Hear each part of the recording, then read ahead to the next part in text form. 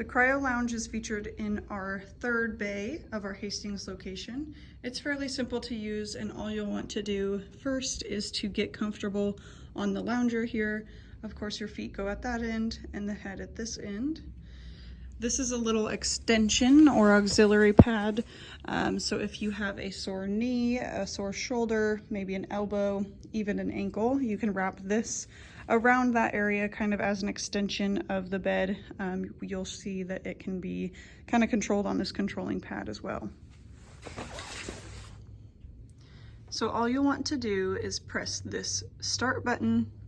It's going to ask you which one you would like to start with, a colder upper body or a colder lower body. It's going to tell you a few things about the therapy itself, and then tell you about the auxiliary pad as well. It also has a leg compression feature, which is what these are here. And then you can see you can adjust all of the temperatures up here. So to toggle back and forth between each side would be to change the heat and the cryo or the cold. So if we wanted to change this area to cold, we'd press over there.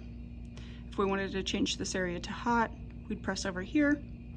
The auxiliary pad is the same here. You can see it can go to cold as well. You can start the leg compression with the button down here. It's going to ask if you prefer a low compression or a high compression. And then you're going to press that start button. Then you can exit out of there and go back to temperature settings to adjust any of the heat and the cold that you feel. So if you want it colder or if you want it hotter or vice versa, you can adjust all that there. And then contrast mode is a pretty neat feature it has. So you can press on that contrast mode, and what it's going to do is switch every area that's hot to cold and every area that's cold over to hot.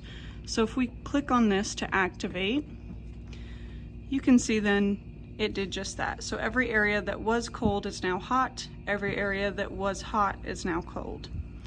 It's a 15-minute session. If you want to end that session early, however, you can go up to end session and just press yes.